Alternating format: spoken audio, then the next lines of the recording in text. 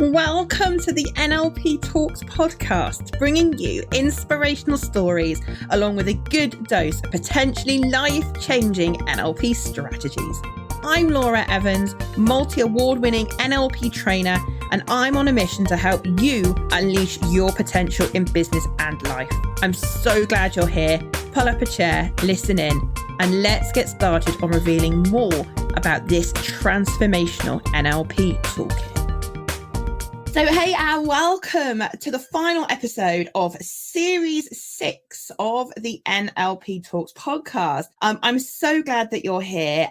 Pull up a chair. Maybe if you're listening to this on your podcast platform of choice, pause it, go make a cup of tea, because this is going to be an episode you are not going to want to miss. If you know anything about me as Laura Evans, your host here on the podcast and the lead NLP trainer at Unleash Your Potential, if you know anything about me, you will know that I always love to bust myths, to share top tips and inspiration. And you might be thinking, Laura, this is a bit of an odd time to be talking about goal setting. Surely you should have done this podcast episode before Christmas. Well, I've got two responses to that. Is one, yes, I had plans to do it before Christmas, but here in the UK, lots of people over Christmas went down with this virusy flu. I hope you escaped it, but I got it. And then I actually sat there thinking one day, do you know what? I actually want to help people set really, really, really good goals and actually make 2023 their best year yet. And I know, and I'm going to share the stats with you, I know that New Year's resolutions do not work.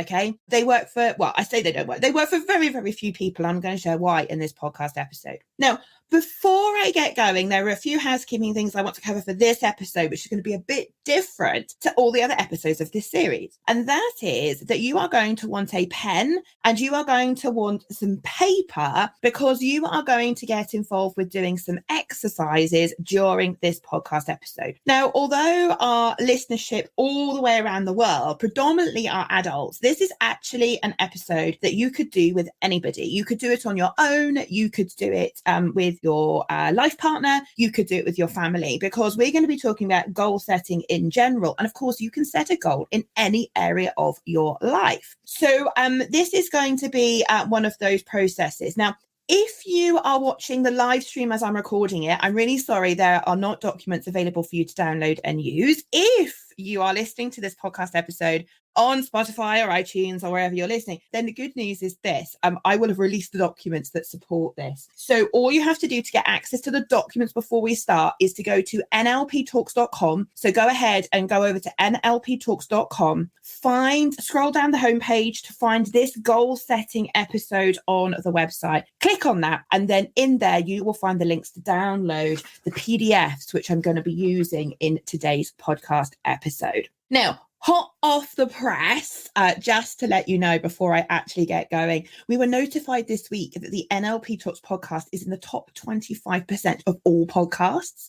How do they know that? Because of the lovely people like yourselves that listen to this episode. So huge Laura love from me to you for being a follower of this podcast episode, because without you, there would be no podcast, because I only do it for you. If no one listened, I'd stop doing it tomorrow. But the fact that I know that it adds value to people all the way around the world is why I keep doing them. So anyway, huge love and thanks to you for being a follower and a listener of this show.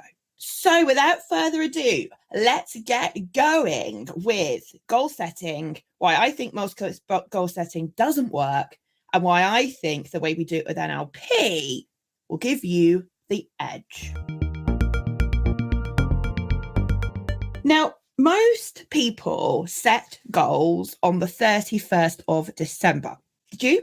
We call them New Year's resolutions, but essentially, if you're anything like I used to be, you'd get to the 31st of December, you'd see the clock ticking down to midnight, and you'd be there with your friends and families, maybe with a glass of your favorite drink, and then think to myself, oh my goodness, in a minute, it's going to become midnight. Oh my goodness, in a minute, it's going to become a brand new year. They're going to ask me what my New Year's resolutions are. Oh my goodness, what should I pick? And I remember doing that exact thing on a dance floor once in the middle of a club when I was back in my 20s, many years ago now, thinking, oh my goodness, I need a New Year's resolution. I can't get to midnight and not have a New Year's resolution. And so I plucked something out of the air.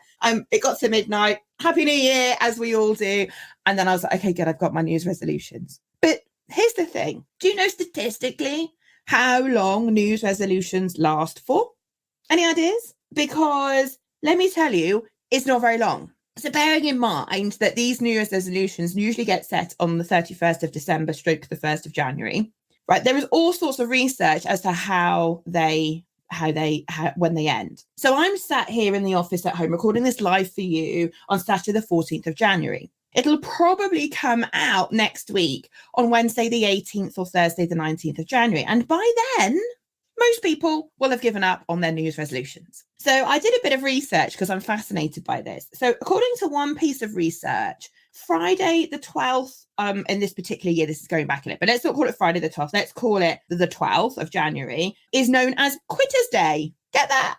The 12th of January is known as Quitter's Day because the research says that for most people that set New Year's resolutions, motivation starts to falter on the 12th of January. Another piece of research that I found said that actually January the 19th is the day that most New Year's resolutions will be abandoned. Now, pick a date in January, but I've seen many, many bits of research that say that come the end of January, most New Year's resolutions have been abandoned. Because we all have good intention, and we know in NLP intention is everything. What you focus on is what you get. You'll have heard me say that 100 times over on this podcast. But the challenge is this. Human beings are habitual creatures and we don't do change very well. Let's be honest. We don't. We're habitual. Our life is full of patterns. Our life is full of repetition. And at the end of the day, if you try to achieve your New Year's resolutions through willpower alone, well, good luck is what I've got to say to that. Because I know from personal experience and from the experience of hundreds of people which I've helped, willpower alone is not going to cut the mustard, folks. It really isn't. Like another bit of research here. So Richard Wiseman, in this article that I found on the internet, he did some research, and in America, 50% of all Americans set New Year's resolutions, right? So I'm going to be confident that's pretty consistent around the globe, wherever you're listening to this. But 88% of all those New Year's resolutions from the half of the American people that actually set them are going to fail. So that's huge numbers. That's millions and millions of people. And the reason he says that people fail at New Year's resolutions is because they attempt to do this with willpower alone. We don't like change. And if you introduce dramatic change very, very quickly, under normal circumstances, often people become overwhelmed and they're not able to work these New Year's resolutions and the actions they need to take into their everyday life. Well, that is unless you've got NLP in your back pocket. Because with NLP, if you've been a follower of the podcast, you'll know that we can change habits in minutes. So, if you take a swish pattern, for example, and if you don't know what a swish pattern is, go back to series 2 of the podcast and you will be able to see there was a whole episode about the swish pattern. But that enables you to change how someone feels or acts in a specific context. If you have this type of toolkit at your disposal, then you can change very, very quickly and you can change for the long term. Now, I think it's quite interesting, right, looking at New Year's resolutions, because I got another article here, right, off the internet.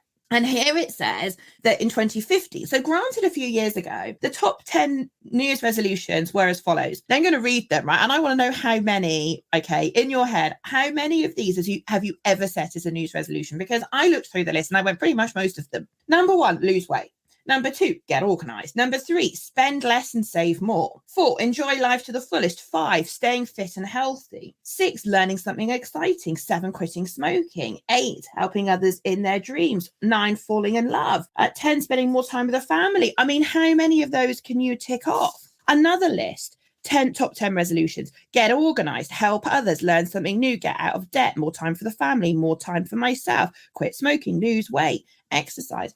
I mean, listen, it's fairly consistent, but it's fairly consistent that we don't get what we want. So I'm here today to talk to you about how we can increase our opportunity of getting what we want. Because New Year's resolutions is just another way of saying goal setting. And the problem is New Year's resolutions usually have absolutely zero process that sits behind the goal setting. One of the reasons why it doesn't work. Because if you've been a follower of my work for some time, you will know that there are 2 parts to your mind, yes? There is the conscious mind, the logical thinking part of your mind that as adults we get taught to use, evidence-based, scientific processes, that kind of stuff. And then there is the unconscious mind, which is actually the larger part of your mind that actually controls your behavior. So in the training room, and you'll have heard me discuss this on the podcast before, we use the idea of an iceberg to depict this idea of our mind. And I think Freud was the first person to talk about this. But the smaller part is the conscious logical mind, right? So you set a goal with your conscious mind. However you do it, you consciously set a goal, yeah? However, it is your behavior, those patterns of behavior that actually determine whether or not you ever get your goal. So if I'm in the training room, I always draw a diagram for everybody on the flip chart, because at the start, it's really easy to take steps towards your goal. So say my goal was to get fit and healthy this year. For a period of time, I can use willpower to help me make progress in that direction. So I can say, my goal this year is to be fit and healthy. I must go to the gym. I must eat more healthily. I must not eat the chocolate. I must throw away all the rest of the Quality Street that are in the cupboard. I must empty the cupboards of all of the crisps and all of the snacks that are left over from Christmas. And I mustn't do all of that. And I must do this and I mustn't do that. And I must do this and I mustn't do that. And I must do this and I mustn't do that. And if you go into any of the big coffee chains that exist around the world, you'll know that they understand mindset very well. And they have you queue for your drinks, but they don't just have you queue for your drinks anywhere in the store. You queue for your drinks by the cakes. Isn't that true? So you queue by them because they know that actually there are these unconscious messages that just start to filter into your mind. And all of a sudden you get to the checkout, and it always cracks me up. You get to the checkout and someone will suddenly go, I'll have a skinny latte and I'll have a cookie with it, or I'll have a slice of cake with it. And I'm like, how? Like, how does that work? Because, at the end of the day, you've just made a decision that goes against the goal which you've set yourself. But it's a habit. It's the fact that we just don't do change very, very well. So what I would like you to do, this is the first exercise I'd like you to do. So grabbing your pen and a piece of paper, and if you didn't do that at the beginning of this podcast episode, I promise you're going to want it. And I'd like you to take a piece of paper and I'd like you to answer a couple of questions. I'm going to say them a couple of times so that you can scribble them down. It all focuses on this idea in this very famous quote, and I can't remember who said it, but forgive me, because the quote is, if you always do what you've always done, you'll always get what you've always got. And what most people fail to do at the start of any goal setting process is review what has worked well and has not worked well in the past. Because this podcast episode, this very moment in time when you are either joining me live or listening to this on the podcast series, this could be the deciding moment where something amazing could happen for you. And what if it was? What if it was? So I'd like you just to take a moment and pause the podcast episode and ask yourself the question, over the last 12 months, what's gone well? What hasn't gone quite so well? And based on your review of last year, what would you do differently going into this year?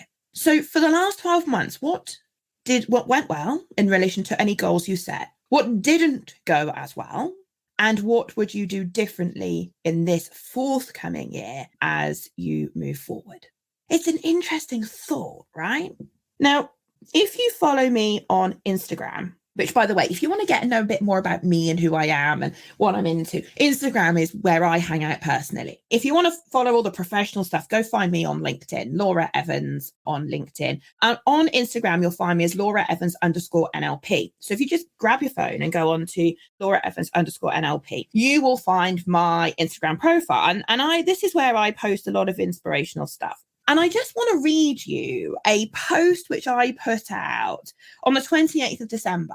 And it says here, and you can go and find this on my Instagram account, it says 5 thought-provoking questions. It's all focused on, are you where you want to be? Because that period of time between Christmas and New Year is like a bit of a no man's land, isn't it? Like Christmas is done, but New Year's is not done yet. And like not a lot really happens. But I wanted to give people a thought. And this post I put out, oh my God, thousands of people saw it. It was amazing. But I'm going to read you the 5 thought-provoking questions, because I think this will also help get your mindset in a better place for setting goals for 2023. So I'm going to read them to you. Now, if you've got your pen and your piece of paper still handy, maybe turn over the piece of paper and do this exercise on the back. And again, you can pause the episode and really ponder over these questions. So I'm going to read you the 5 questions that I put on the social media post if you go and find me on Instagram. So question number 1 was this. If your life ended in 2023, would you be content with who you have become and what you have accomplished in your life to this point? I mean, isn't that a kick in the guts, right? When you listen to that, let me read it again. If your life ended in 2023, would you be content with who you have become and what you have accomplished in your life to this point? I mean, that takes some thinking, right? So pause the episode and have a little think about that. Question 2. If you were given 12 months to live from today, what would you be willing to do to maximize your time left? Oh, I mean, I hope it happens to none of us. But what if it did? Question again. If you were given 12 months to live from today, what would you be willing to do to maximize your time left? Now, a lot of us are motivated by deadlines, right? And that is probably one of the scariest imposing deadlines you could ever set yourself. But what it does is it gives you a focus. It gives you a time frame. It makes you realize that life is not forever. I mean, here's the thing. There are only 2 things in life that are certain. 1, that we'll all die, and 2, that we'll all end up paying taxes. They're the only 2 certainties in life as far as I'm concerned. So at some point, I'm going to leave this planet. You're going to leave this planet. But if you were up against it and you only had 12 months to go, what would you be willing to do? And I bet you it's way more than you think before you put that deadline. Now, the follow-on third question. Again, you can pause this podcast episode at any time to stop and reflect on these questions. What's stopping you from doing those things right now? So from question 2, as in what would you be willing to do? Question 3 leads on from that, which is what's stopping you from doing those things right now? Because be honest. Is it you that is stopping you? Because I bet you it is. Is it your mindset? Is it your beliefs? Is it the patterns of the past? Is it that you're taking the past and projecting it into the future and going, because it was like that in the past, it can't be different in the future? That is simply a decision. And that is the mindset work we do with NLP. You know, so many of us have old stories that we keep telling ourselves. So many of us. Like in the past, I might not have been able to do X, Y, and Z. If I sit here in the present moment with you here right now, and I'm still telling myself that story, that because that's what's happened in the past, that's going to be what happens for me now and is likely to happen to me in the future. Can you see how that's going to stop me getting the success that I want in my life? Because the power of your belief is everything, as Henry Ford said. And I think he took this quote from someone else, but as Henry Ford is quoted as saying, whether you believe you can or you can't, you're absolutely right. Now, I'm going to talk shortly about something called RAS, Reticular Activating System. This is critical for goal setting. But in terms of this very question that we're pondering right now, what stops you from doing those things right now? You've got to be honest with yourself, folks. You've got to be honest with yourself. What stops you? I believe human beings are hugely resourceful. You know, the pandemic taught us that. We all managed to dig deep and do things that we never thought perhaps we were able to do. Human beings are hugely resourceful. But what some of us are not good at is being in a resourceful state. What do I mean by a resourceful state? I mean believing things are possible, emotionally being in a good place, looking for the good in the world, gratitude practices, all of those things, all have been proven to help us improve our quality of life. Question number 4. Now, this is one you're going to need to think about. Who/what is it that you are not being/doing/having that you want to be/do/have? So you're going to have to write this out so that it makes sense. Who/what is it that you are not being/doing/having that you want to be/do/have? Oh my goodness, I'm struggling to say it. Let me say it as I would say it. Who or what is it that you are not being, doing, or having that you want to be, do, or have? You got to read that a few times and really think about that one. And then the final question, the very final question that was in this series that I put up on Instagram. What would you need to start, continue or maintain, or stop in order for this to all happen for you? So this is the type of stuff I put up on Instagram. So if you don't follow me on Instagram, then Laura Evans _NLP, come hang out with me on Instagram and come and get some of the regular inspiration that I share from the training room and my own stuff. But they're interesting questions, right? Interesting questions. Okay, right. Let's talk a little bit then about the mindset then around goal setting, because I want to like give you some theory that sits behind all of this, and I'm going to give you a number of different practices which you could use to set some goals for this year to increase your chance of success in 2023. Okay, now in NLP, and you'll have heard this on the podcast before, I talk a lot about something called the cause and effect equation. And I just want to pause to talk about this in relation to goal setting. Like I say, if you're a regular listener of the podcast, you'll be familiar with this idea. But this is one of the themes of NLP. So we have 4 themes of NLP. They are like one of the underlying sets of principles. And the very first one is called the empowerment theme. So the 4 themes are empowerment, perception is projection, easier to explain than say, the power of your beliefs, and that your beliefs are not true, but you act as if they're true. And also you've got this idea of responsibility. And there's also kind of a 5th one about the mind-body connection. Anyway, I'm not going into all of those today. I just want to focus on the empowerment theme. Because if you want to succeed in achieving your goal this year, you have to empower yourself to take inspired action and steps towards your goal every single day. Every single day. Now, the cause-effect equation is a continuum. So people are either at the effect side of life or the cause side of life. And it's like a continuum. Okay. So when people do effect side thinking, they are often full of reasons and excuses. Why not usually?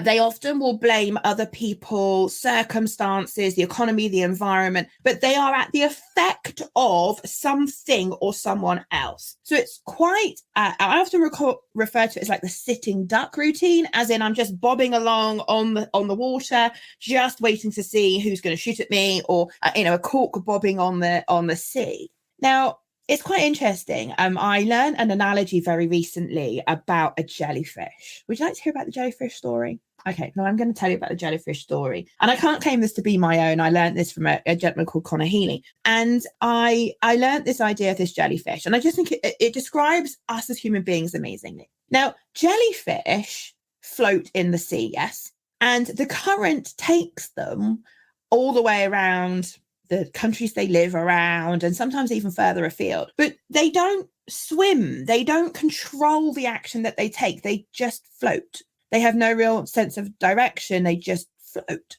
And whilst going with the flow is easy and it takes no effort on the part of the jellyfish, the problem is one day that jellyfish might wake up, metaphorically, of course, but wake up and find itself in the Antarctic, cold and alone. And it wakes up and thinks, how did I get here? If you're the type of person that just bobs along in life and just gets blown from pillar to post, one day you might wake up in a place where you're like, hang on, how did I get here? How did I get here? What's this all about?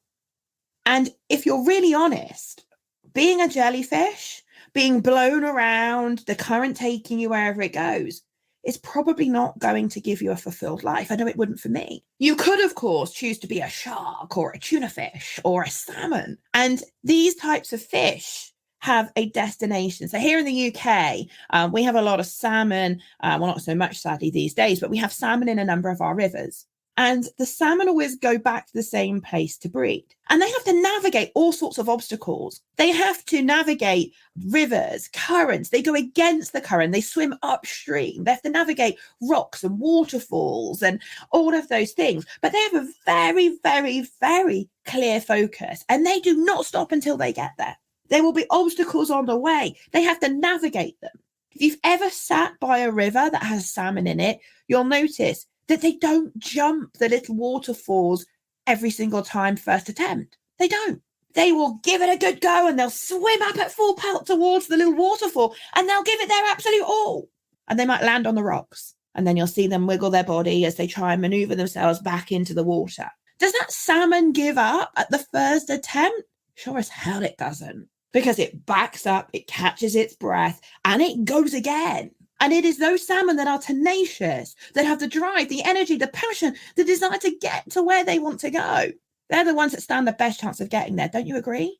So if you're someone that spends a lot of their time doing what I call effect side thinking, you're more like the jellyfish. You're being blown around. You're blaming everybody else and everything else for the circumstances where you find yourself. Isn't it time you took back control? You know, I always say to people, I use this analogy a lot as well on our courses in the training room. Be honest with yourself. if your car was, your life rather, was metaphorically a car, are you sat in the back seat letting someone else drive the car?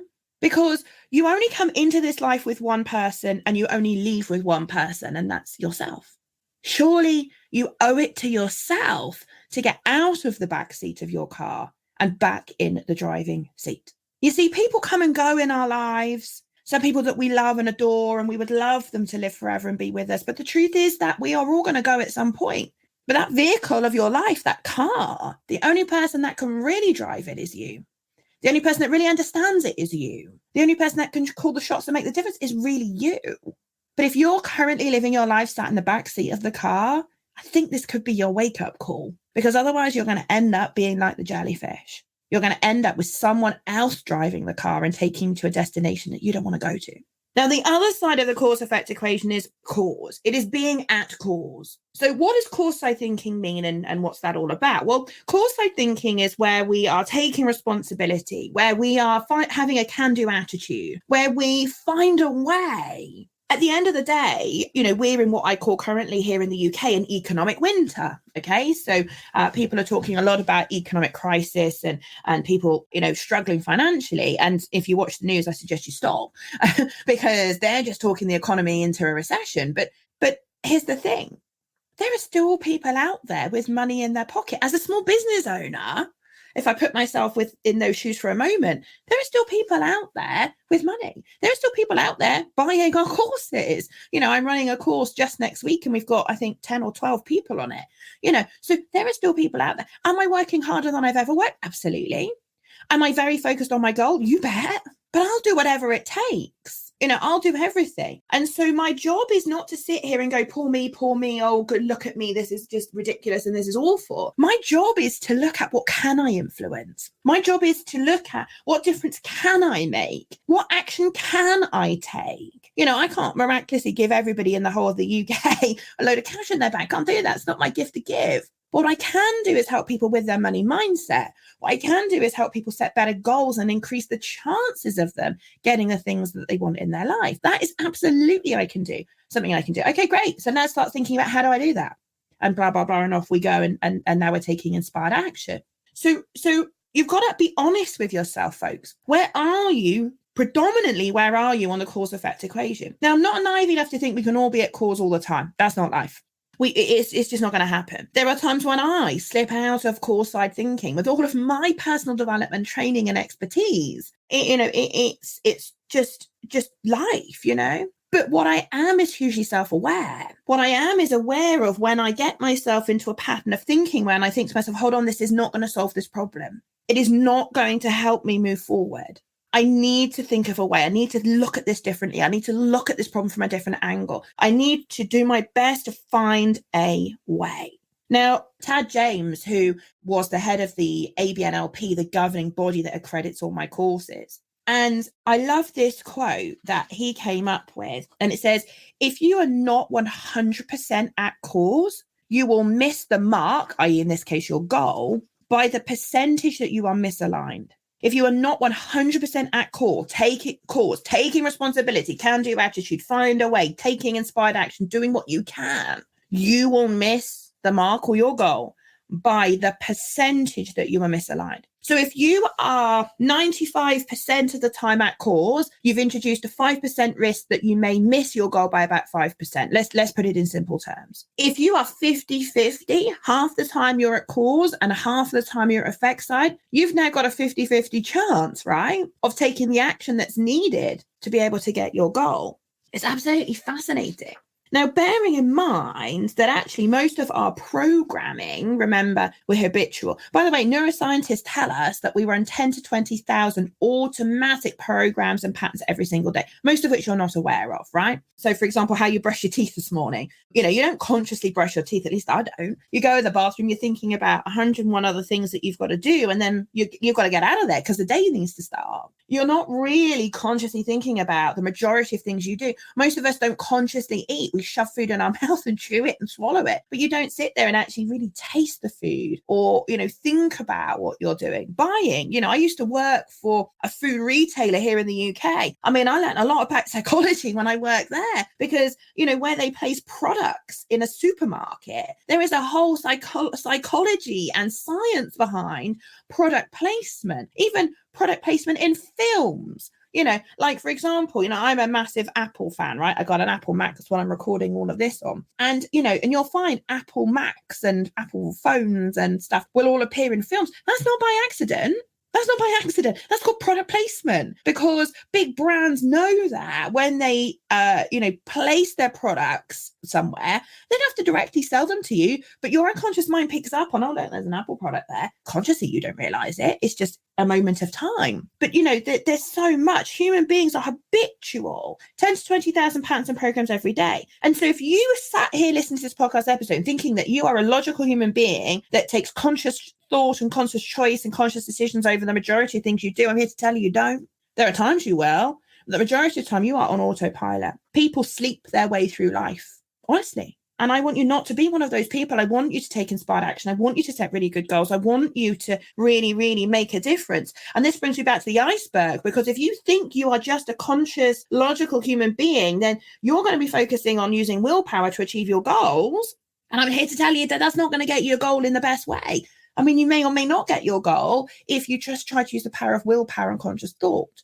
As an NLP professional, what I want to do is help you deal with all the stuff that's underneath the waterline of your iceberg that is your mind. And I want to help you change the unconscious programming, the unconscious patterns. I want to help you change the beliefs that you have that are currently getting in your way. I want to help you change the self-sabotage strategies, which some of us are very good at. Listen, I used to be the queen of them, right?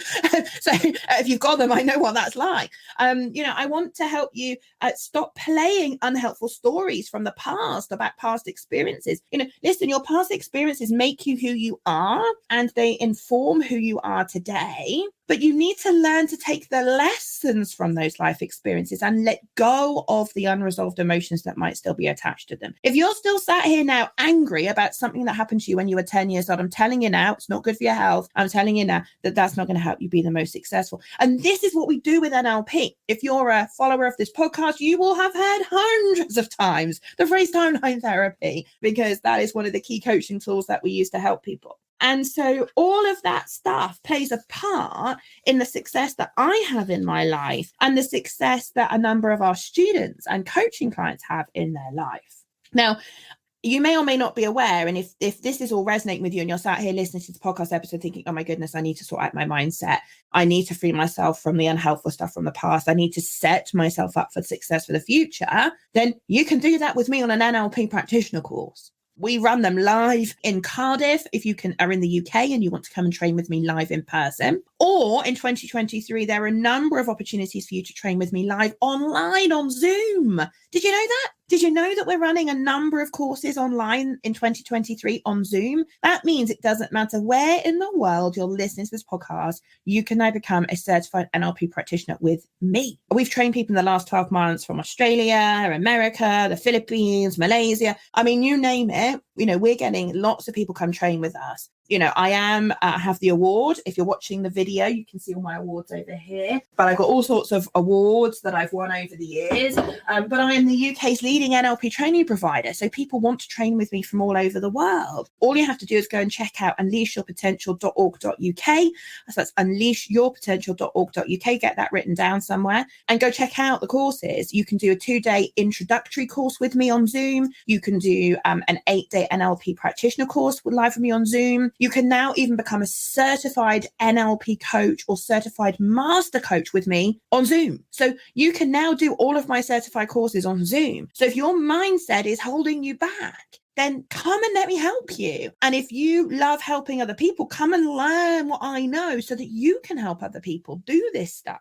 So we have a model in NLP called the NLP communication model, which essentially helps us understand how the mind works. And essentially, depending again on which neuroscientist you listen to, upward of 3 million bits of information come into your system in any given moment. The problem is that your mind can't process that amount. And so what happens is that data gets deleted, distorted, and generalized. So a lot of the data that's coming into your system doesn't even consciously register with you. And that does often, you will distort, you will morph the data to meet the story you tell yourself, and you will generalize. So you will go, well, piece of information A, B, and C was present last time, and it's present here again. So by default, E is going to be what happens because it happened last time, like metaphorically, right? And our mind is very, very good at filtering information coming into our system and sifting that information such that we find the information that meets the story we tell ourselves. I say this hundreds of times on our trainings in our practitioner courses. Your mind will always find the information in your environment to back up the story you tell yourself. So if you're sat here right now wanting to set yourself a goal for 2023, but you have an old story you're telling yourself, your mind is going to filter the information coming into you in that way. I do quite a lot of presentation coaching in my coaching business. I coach executives in improving presentations. And I always say to them, there's a rule of thirds whenever you present. And again, forgive me, I don't know who said this, but this is what I say, is there's a rule of thirds. In any given audience, there'll be a third of people that will listen to what you've got to say and they'll love you no matter what. So there'll be a third of you guys listening to this podcast episode, a third of you love me no matter what I say. And I love you too, right? Feelings mutual. Big kisses to you. There will be a third of people that no matter what I say will never be convinced. Listen, I love you too, but there's a third of you will never be convinced. And then there'll be a third that sit on the fence and could go either way. It's called the rule of thirds when we present. If I run a program in my head that says that I'm a great presenter and I'm engaging, I'm charismatic, I'm inspirational, people love me, which third of the audience do you think gets my attention? The third that are smiling, looking engaged and loving what I'm saying, regardless of what I'm saying. Well, what if though I'm running a set of programs in my head that say I'm a rubbish presenter? I can't present. Why would anybody want to listen to me? I'm going to see the people in the audience that are not looking interested. They're bored. They're looking out the window. They're playing on their phone. They're not answering my questions. They're not engaging with the content. And I will see that third. And I will feed myself unconsciously that information to tell myself, you see, it's true, I'm a rubbish presenter. Rubbish presenter, there you go. Because your mind filters information all the time. You have to understand this about your mind. And it's not doing this to trip you up. It's doing it because 3 million bits of information are coming into your mind in any moment, and it can't cope with that. So it has to go on autopilot. Now, depending on what research you read, some people say it's 3 million, some say it's 7 million, some say 21 million, whatever. It's a big number of bits of data coming into your system in every moment.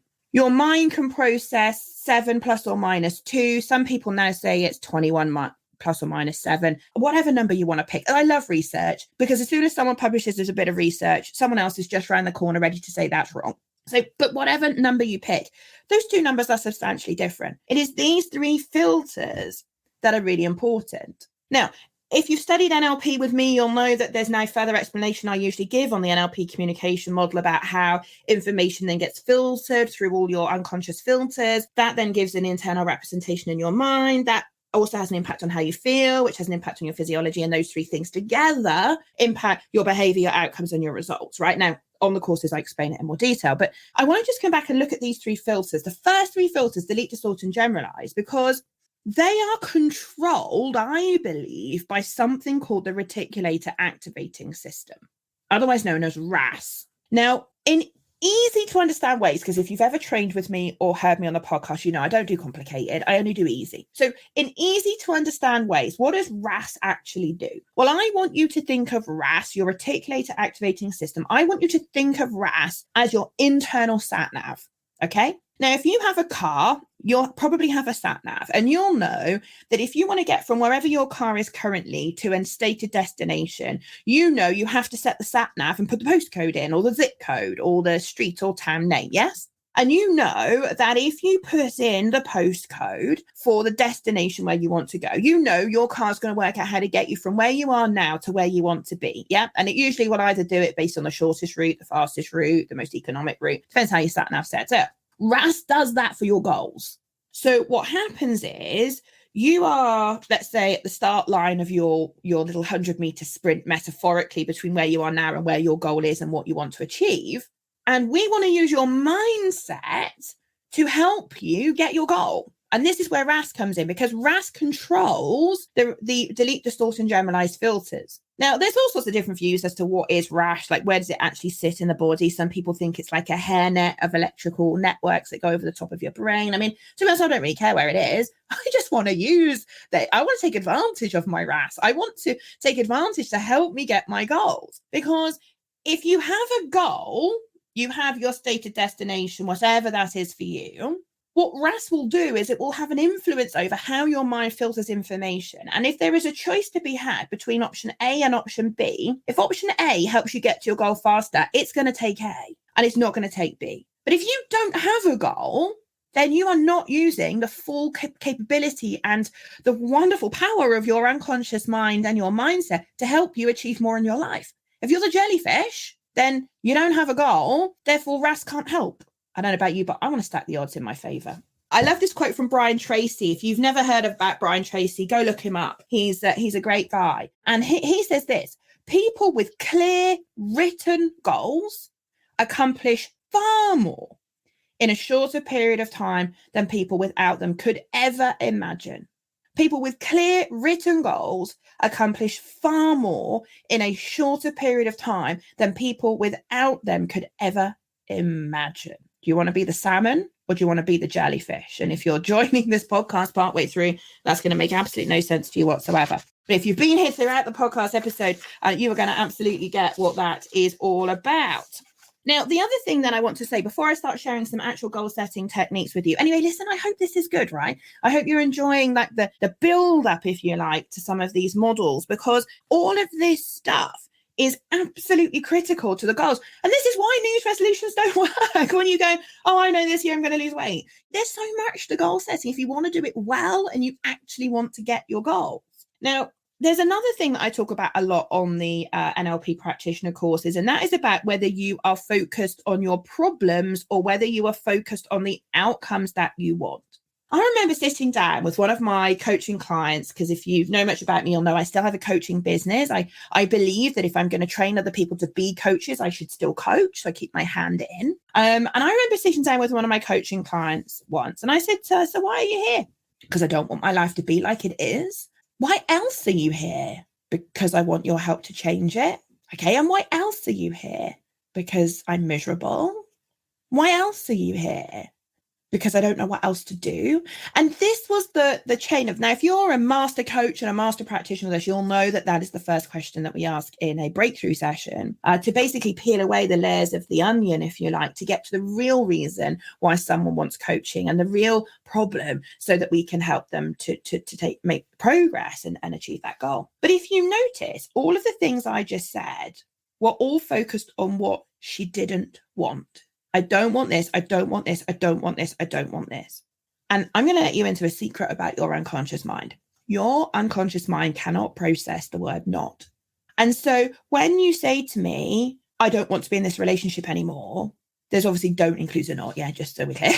Don't include a not. So when you say I don't want to be in this relationship anymore, if you do nothing about that or take inspired action or set a decent goal about what you do want, I don't want to be in this relationship. I'll tell you now, I'd bet 20 quid with you that in 12 months' time, you're still in the same relationship, because what you're actually telling your unconscious mind, this powerful part of your mind that controls your behavior and your action, you're telling it that you want to be there. Let me give you a non-goal related example. So many of you will be able to relate to having small children. So let's say we're walking down the street and I say to the small child next to me, don't run across the road.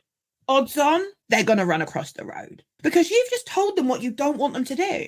Now, what I say to people when we're talking about language, and there's so much in NLP about language, but one of the things I say about language is, rather than telling people what you don't want them to do, why don't you tell them what you do want to do? In the example of the child walking down the side of the road with me, and I say, don't run across the road, and then they run across the road, then I get angry and frustrated with them because they did the one thing I told them not to do. No, I need to take responsibility. I need to be at cause for what's just happened, and I need to do things differently. And what I need to do next time is use what we call in NLP positive directionalized language. Say it the way you want it. So in the example of the small child, rather than saying don't run across the road, I need to say, stay here with me and hold my hand.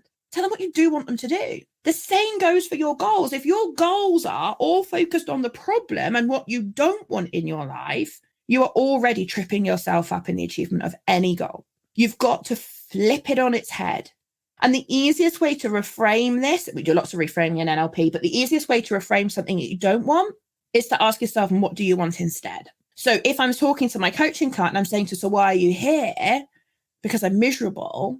Okay, so what do you want instead? I instantly have a focus now, don't I, on what I do, what she does want, and what I'm going to help her to achieve. Let me give the other example. I don't want to be in this relationship anymore. Okay, so what relationship do you want to be in? Because it's time, people, to stop avoiding the things that you don't want in your life and start taking action towards the things that you do want. You need to become outcome focused. You need to become outcome focused. What do you want in your life?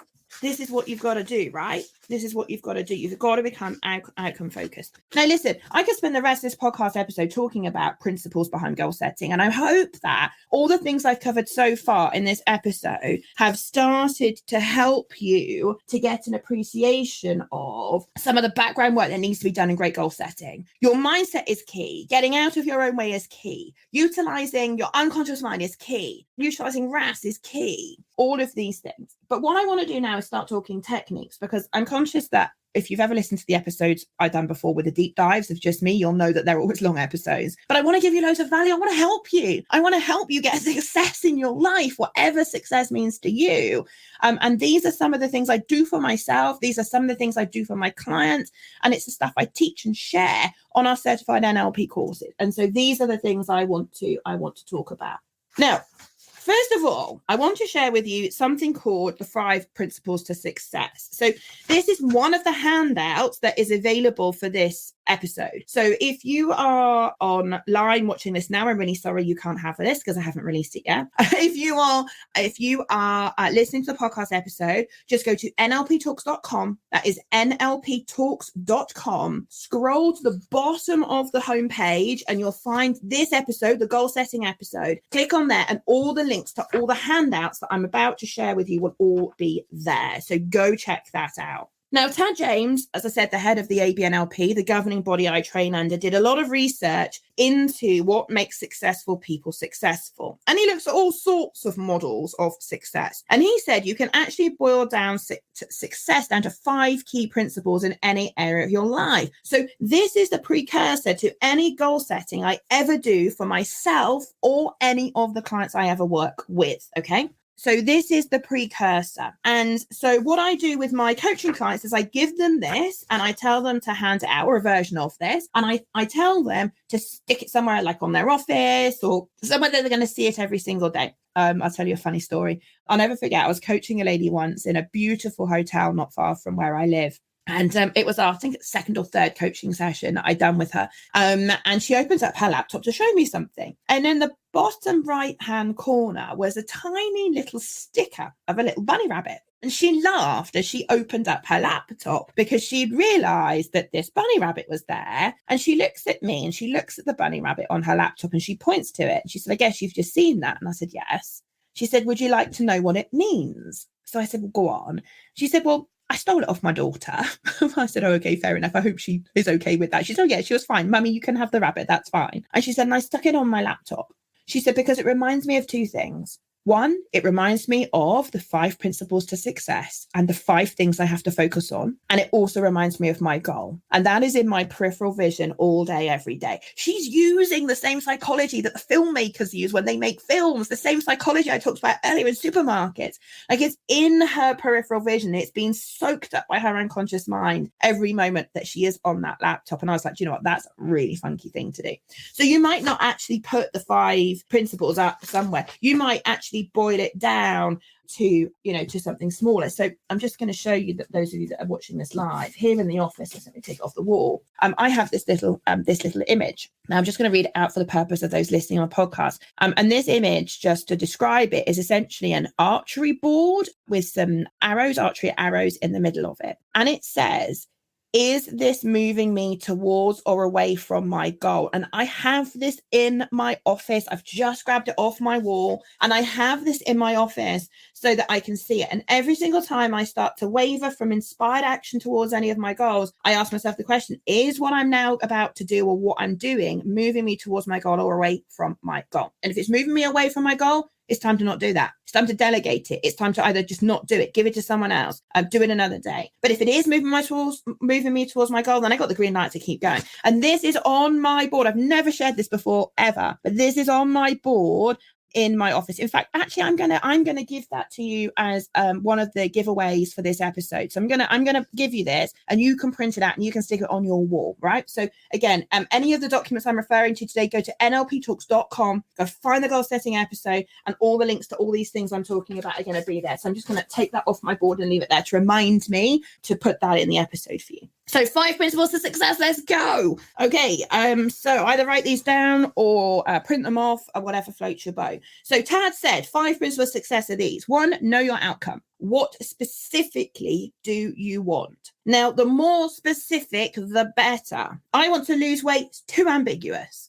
It's also focused on what you don't want. So if a client says to me, I want to lose weight, I'm going, okay, that's great. But what do you want? Well, I want to be fitter. I want to be healthier. I want to have more energy. Okay, great. Now we're talking about what you do want. Now, specifically, what do you want? Well, I want to be able to run the marathon next year. I want to be able to whatever. You see, you notice the difference in the language, right? Just changing the language makes a difference. But absolutely be focused on what you want and as specifically as possible. Dates, times, amounts, that kind of stuff.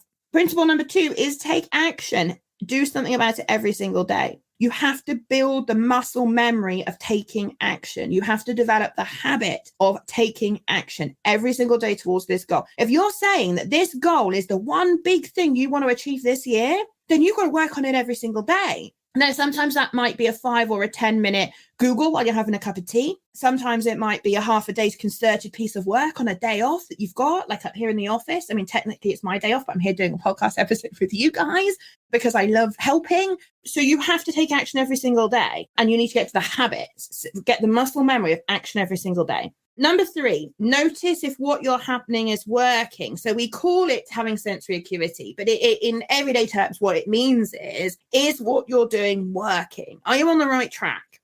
Is what you're doing working? And you need to pay attention, right? Just because I might have set a goal of, I don't know, running a marathon next year, which by the way is not my goal, but if it was, then, and I join a gym because I think running on a treadmill is the way to teach me how to run and be able to run long distances. But if it's not working and I'm not going to the gym, I need to pay attention. I need to be self-aware enough to know that this strategy is not working. And that leads me very nicely into principle number 4, which is have behavioral flexibility. If what you're doing is not working, guess what? Change it. Do something different, you know? So over the years, I've coached, I don't know how many people I've coached and trained, hundreds, probably thousands by now. And one of the things that I find so heartbreaking is when I see someone write a really, really good goal. They think they've got a plan and some steps that they want to take in order to get there. Cracking. However, when they start to get going, they don't have sensory acuity. They're not paying attention if what they're doing is working, and they don't have behavioral flexibility. They don't change course if it's not working. Far too many people wed themselves to one way achieving their goal. It's either this way or not at all. That, folks, I'm telling you, is how not to achieve a goal, right? It's how not to achieve a goal. What you've got to do is give yourself the opportunity to do this. There are many ways I could teach myself to run. You know, if you know much about me, if you do follow me on Instagram, Laura_NLP, but if you do follow me on Instagram, you'll know I love the countryside. I love walking my dog.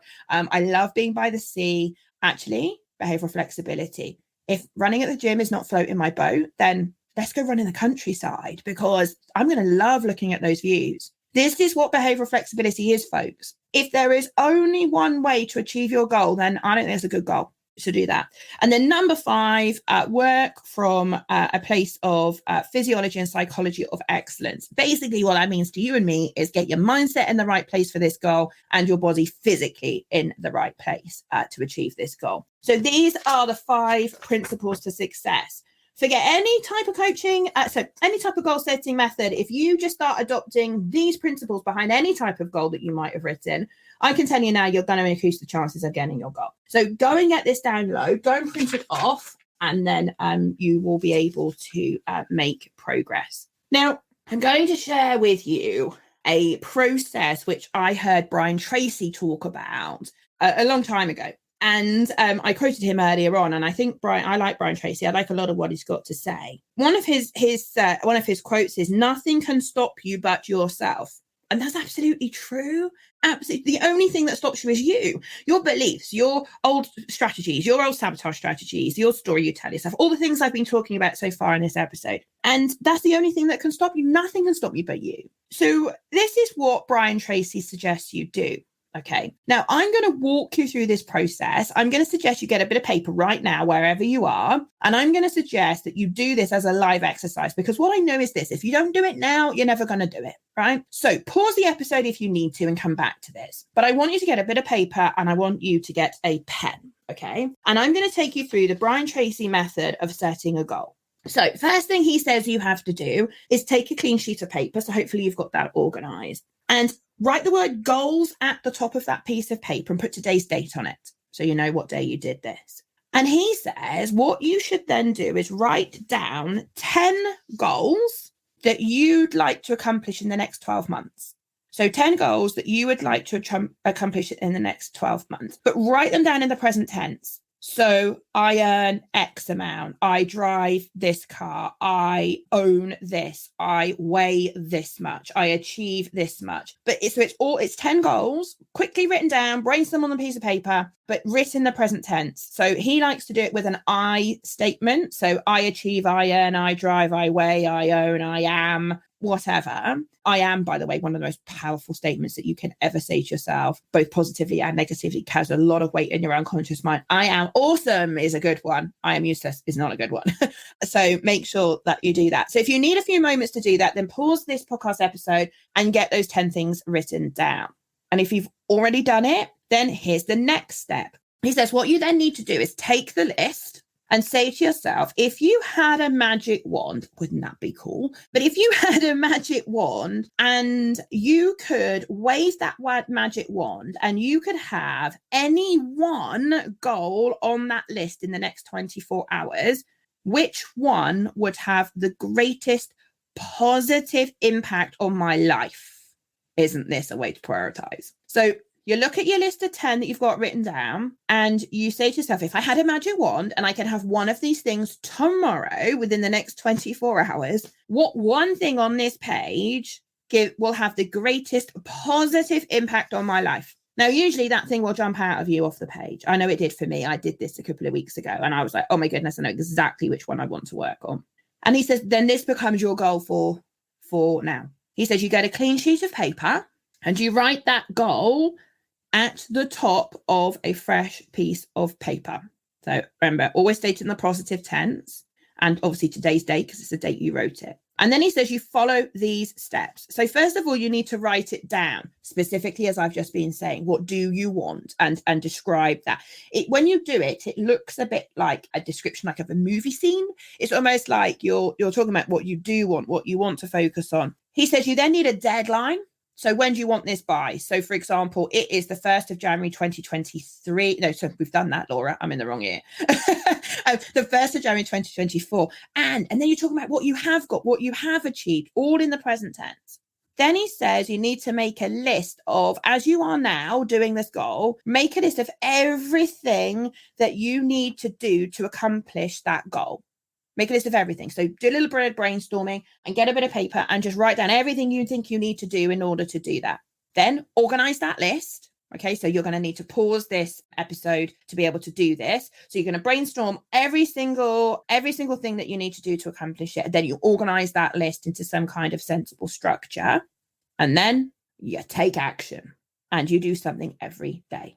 doesn't that fit with the 5 principles to success? Like the Brian Tracy model, one of the gurus in the personal development world, absolutely fits Tad's model of the 5 principles to success. I just couldn't believe it when I saw it. And I did this, like I say, a couple of weeks ago for myself. And that one thing jumped off the page straight away. And I was like, that is what I'm going to write the goal about. Now, if you're training NLP with me, what you'll know is we now go on to do something called the Keys to Achievement Outcome, which I'm going to come on to. However, I just want to stop for a moment. Has anybody read the book, The Horse, the Boy, the Fox, and the Mole?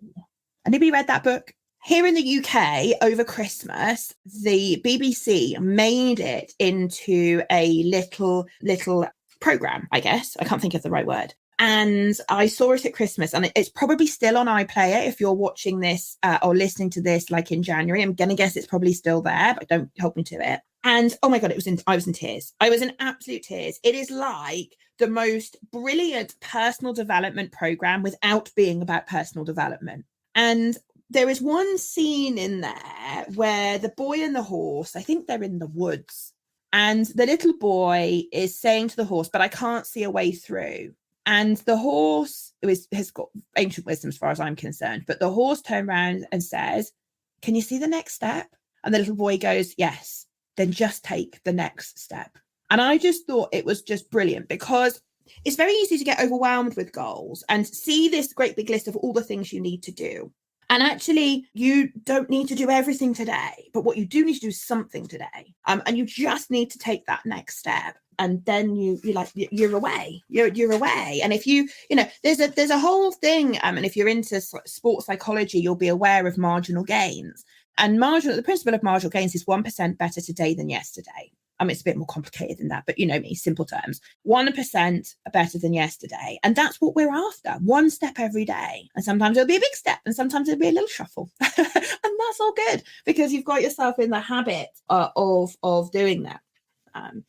Now, if you want to, I have another handout which you will find on the NLP Talks website called Your Compelling Future. And this is just a piece of paper that gives you a bit of a framework to be able to start to capture what this goal might be. And it's a blank piece of paper for those of you that are not watching the video version of this. It's a blank piece of paper. And so that is there for you. And then also what is there for you is a worksheet. Now, this is top secret. And I have only ever shared this on the actual goal setting workshop that I used to run. But I'm going to share it with you all here on the podcast. This is also on nlptalks.com. And like I say, scroll to the bottom of the homepage, find the episode on goal setting, and you're going to find this workshop here. This is designed to help you to do the process I'm about to talk you through, okay, which is called the Keys to Achievable Outcome. And so that's what we're going to do. So as I'm talking it through, you're probably going to want to go and get that. And if you don't like forms and you don't like structure and you just want to do it the way you want to do it, then just listen to the episode and do it your way. So there are 9 steps or 9 keys, as we call it, to achievable outcome in NLP. And if you have done your NLP practitioner course with me, I will talk these to you in detail. So you will know exactly how to write a goal. But I'm just going to précis it and give you some headlines here on the podcast, because I want you to get your goal in 2023, and I'm here to help and serve you. So this is what I want to do. So basically, there are various schools of thought as to where this model came from, and it will be a whole discussion to have about where it came from. So I'm not proposing to do that today, but just accept that this is the way, certainly we in the ABNLP, and certainly in my training school, this is how we write a goal. Now, when I first discovered it, and bearing in mind, I used to work in HR, as many of you know, and I used to do a lot of management development training. What you will know, what you won't know. Sorry, Laura, start again.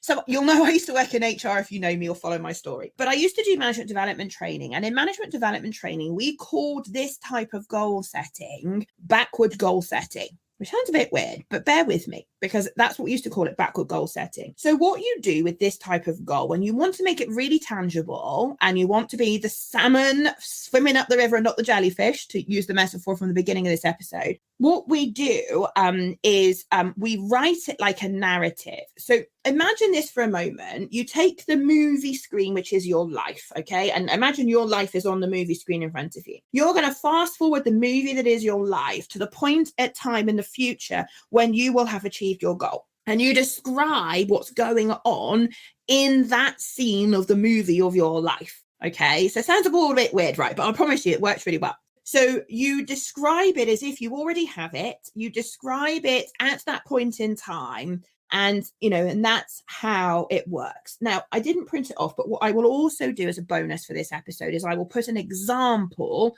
of a well-written goal as a handout. Let me just make a note of that, because by the time I do the website page for you all, I will forget. So, example of well-written goal. Okay, cool. And that will remind me to do that for you all. So this is going to be on the website.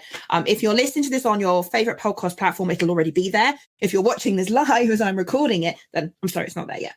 But I will put that in there as well. But when you read that example, you'll realize that what the person did was they wrote their goal at a point in time for a time that had not yet happened in the future. And she described the house that she wanted, the size of the room, the colors, and she more or less got that goal. So I'm going to take that example out of the NLP practitioner course manual, which I have, and I'm going to let you have that as an example. So you know what good looks like, yeah? And you know what you're aiming for then. So this will help you with writing a good goal. Okay, so let's go then. So step number 1 to the 9 keys to achievable outcome. Number 1, stated in the positive, what do you want, what specifically, right? So we've talked about that already, covered, tick. Step 2, specify the present situation. Where are you now? So when they did this study of people that wrote their goals this way, they noticed that there was a reference back to the time when they wrote their goal. So say I'm writing a goal today at the point of recording this, the 14th of January, 2023, and this goal is due to come to fruition on the 1st of September, 2023. I write and I start my goal by saying it is the 1st of September 2023, and then I start describing this movie scene. But at some point in that goal, we will go back and we'll make reference to when I wrote my goal back on the 14th of January 2023 and recall the first step. And that phrasing goes in. You'll see this in the example when you go and have a look at it. Number 3, specify the outcome. So this is everything that SMART is not. If you, like me, grew up in the business world, you'll know all about SMART objectives. And for many years, I had to wax lyricals about how great SMART was. Now I can say, I don't like it. And I can say it because it's now my own business. The problem with SMART is the issue is around realistic and achievable because according to whom? Here in the UK, we had a guy called Roger Banniston, I can't remember his surname, who did something called running the 4-minute mile. And lots of people attempted to do that before he did. And then all of a sudden he did it, and then everybody believed it was possible. And so this is the problem with SMART. SMART only, in my view, has any kind of purpose whatsoever for very, very minutiate, specific, task-orientated goals, which is what your objectives might be if you're at work. They don't work for life goals or the type of goals I want to help people with. So we avoid SMART like the plague. So when we're doing this type of goal, we do everything that SMART is not. SMART teaches you to strip everything out and write it in as few words as what possible and write it really clinically. Let me tell you, folks, your unconscious mind, the powerhouse that helps you take action and controls your behavior, it does not do SMART. Okay, it doesn't do SMART. It doesn't do detail. It doesn't do all of that, that kind of stuff.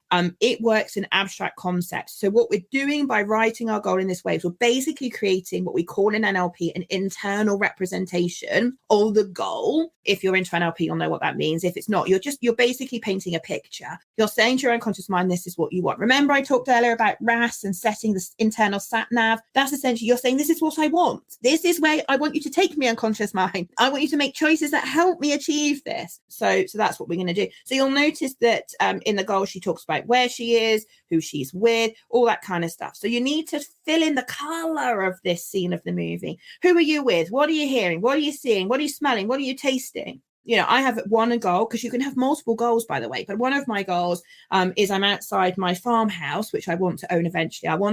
My big goal for my house and my life is to be living in an old farmhouse close to the coast where I can hear and see the sea last thing at night, the first thing in the morning. And I have a particular scene in my goal that I describe, which is me being stood out the front of garden, sipping Prosecco, which is in my goal. I'm not sure if I'll still be drinking Prosecco then, but that's a whole other conversation. You'll always get your goal within a margin of error. 2 to 5% is the error rate on these types of goals. So I'll be drinking something, that's for sure. And I'm smelling the roses, and I've got the 2 dogs with me, and my husband's there, and all of those things that I'm describing. Like you paint the picture. Your unconscious mind will love it. Number 4 of the keys is specifying the evidence procedure. So how will you know you've got it or not? So if your goal includes a financial number, then that number needs to be in there. By the way, we always ask for a little bit more than we actually want because of the margin of error, as I just said, between 2 and 5%. So if you want a salary that's giving you a take-home pay of £2,500 a month, then I would ask for 3 to be sure you get your 2.5, if that makes sense. I did a goal for when I wanted to become an NLP trainer, and I needed 80%, I think it was, to pass the exam. If I had asked for 80% and I'd missed that by a margin of 2 to 5%, then I would have potentially been a difference between passing and failing. So I asked for 100% of my unconscious mind, and I got 98%. I mean, I'm not saying that to brag. I'm just telling you there's a margin of error. And of course, I vastly exceeded mine and anyone else's expectation for a pass mark on what is a 7-hour closed book exam. So I was super chuffed with that. Cool. So 1 to 4 help you write it. So once you have then written it, 5 to 9 help you to really start to work out whether you've done a great job of writing the goal and if there's anything you need to tweak. So number 5 is it concretely desirable? So you ask yourself that question, is it concretely desirable? Can I have it all? Is there any conflict between what I'm asking for? So for example, if I want to run £1 million business, which I don't, by the way, but if I did £1 million business and I want to have 50 weeks of annual leave a year and I only want to work 2 weeks out of 52, I mean, I don't care how many times you read the 4-Hour Working Week, that book, you ain't going to be doing it in my model of the world. So yes, so that would be what I would call an incongruence. You're asking for 2 things in your goal, which are actually not compatible. So this is what we mean by congruently desirable. 6 is making sure that goal is self-initiated and self-maintained. So is it for you and you alone? Your goal is only ever for you. Remember, you come into this life with one person and you leave with one person. The only person that is in the driving seat of your life is you. So this has to be something that you can do. And it has to be just for you. You can have goals that are aligned with your life partner or colleagues that you work with, or you can do that, but they're aligned. They're not one goal for everyone. Everybody must write their own. So yeah, I mean, if you want a goal that's house orientated and you want, I mean, let's keep the maths easy. Let's say it's a £1 million house and you've got £250,000 equity, it's mortgaged to 50%. Then your partner puts in 250,000. You can't write about your partner's 250,000 because as much as you might like to tell them what to do with their money, the truth is they have to make that decision for themselves. So you would write a goal about living in a £1 million house where you have £250,000 equity and it is mortgaged to 50%. Assuming, of course, your name's on the mortgage. So this is what I mean by self-initiated and self-maintained. It is just about the things you can influence. They are your actions. They are your things that you're going to do. And so that is what self-initiated and self-maintained. Basically, you've got to get up off your posterior and you've got to make this thing happen and you've got to keep taking action to make it happen. Key 7 is it appropriately contextualized? Where, when, how, and with whom do you want it? So have you put enough color in? Have you really contextualized it? Is it really clear for your unconscious mind where you are, who you're with, what you're doing, what you're seeing, what you're hearing, what you're smelling, what you're eating, all of that good stuff? Number 8, what resources do you need? Now, you do not need those resources right now. Let me be clear. You do not need those resources right now. What you do need, though, is to have a plan about how you're going to come by them. Now, let's just stop for a minute and make sure we're clear on what I mean by resources, because resources are not just time and money. They're the obvious ones. And yes, you'll want to think about them, but they're just the obvious ones. What we are really talking about, though, are all the resources that we have as human beings. So we have an ability to learn. We have an ability to make decisions, to decide. We have the power of choice. These are all resources that we have as human beings. So you need to think about, what resources do I need to be able to achieve this goal? You might need to go on a course and learn something. You might need to sort out your mindset. You might need to generate some money, some capital. You don't have to have the capital right now to be able to write the goal, but you have to thought about how you're going to come by it. And if you don't currently have it, do you know how you could come by it? So knowledge, for example, like if I was going to run a marathon next year, I don't know about running a marathon. Like I've never done it. So I don't currently have all the knowledge I need, but could I find that knowledge? Well, yeah, one of my friends runs marathons all the time and there'll be running coaches I can go and speak to. And so knowledge being a resource, could I go and find that knowledge? Yes, of course I could. And number 9 is ecological. For what purpose do you want this? What will you gain or lose if you have it? So really thinking about that, because if you're going to lose something as a result of achieving this goal, then your unconscious mind is going to need to be okay with that. Now, you'll notice then at the bottom of the page, when you go and get this handout, you'll notice there are 4 questions. Now, these are from our master practitioner training. They are what we call Cartesian logic. I'm not going into that today, but that is something that we teach. And all I'm going to say to you for the purpose of goal setting is I want you to ask yourself these 4 questions, and I want you to just see what comes up in your head. And these 4 questions are this: what will happen if you get it, as in your goal? What won't happen if you get it? What will happen if you don't get it? And what won't happen if you don't get it? So let me just say those 4 again. What will happen if you get it? What won't happen if you get it? What will happen if you don't get it? And what won't happen if you don't get it?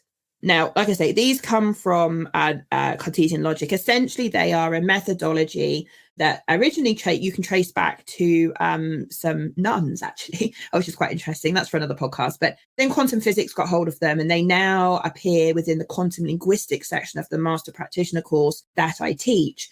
And it all sounds very impressive, but it's essentially a way of looking at a theorem, as you would call it in quantum physics, or a postulation, or basically anything. And if you want to look at it from 4 different angles, it's quite a thorough way of doing it. It's much better than, for example, doing pros and cons, which if you grew up like I did, being taught to do pros and cons, it's much better and much more effective than that. And those of you trained as master practitioners NLP will know that that last one, what won't happen if you don't get it, is affectionately referred to as a not pattern. Its official title is a non-mirror image reverse inductive language pattern. Yes, I know, right? Let me say it again. A non-mirror image reverse inductive language pattern. Nobody calls it that. That's its official title. It's often referred to as a not because it has 2 knots in. Anyway, that's for another podcast. Now, the well-formed outcome worksheet is a worksheet that is designed to help you. So basically, this is how I would use these handouts when you go and download them. So I would have I'd maybe do my Brian Tracy exercise first to pick the one big thing I want to work on. And I probably do that first. That's certainly what I did this year. Then I would just check in with the keys at the 5 principles to success, get your head around those.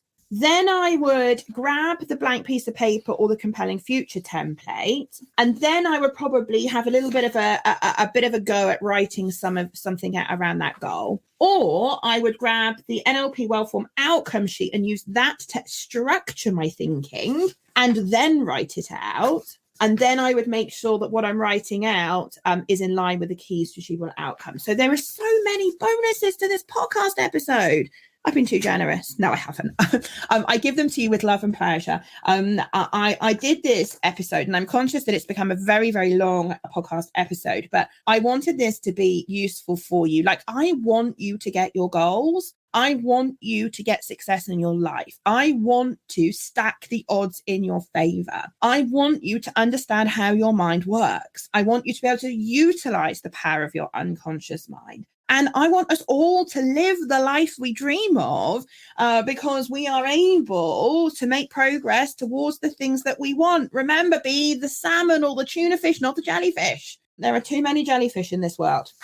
I know, I used to be one of them. Thank goodness I saw the light. I'm going to leave you with 5 top tips to achieving your goal this year. 5 top tips based on everything I've covered in today's podcast episode. And please drop me an email. Let me know. Did you like this episode? I really hope that you did. Drop us an email, info@unleashyourpotential.org.uk. info@unleashyourpotential.org.uk. Drop me an email. Let me know. I want to hear. Have you set a goal? Did you like the episode? If you're watching this live in the Facebook group, drop a comment below. Let me know. If you are watching this on YouTube, drop a comment below. Let me know. But I just get so excited about goal setting. When done well, it absolutely will change the course of your life, in my view. When done well, it will absolutely help you get success. So here are my final top tips just to wrap up today's podcast episode. Number one, pick only one goal to work on at a time when you're doing this process. I've told you I've got more than one. If you're trained in NLP, what you'll know is that, and timeline therapy, is that once we have what I call cleaned the timeline, got rid of the negative emotions from the past, we can put in more than one goal into a timeline. Your unconscious mind has the capacity to work on more at the same time.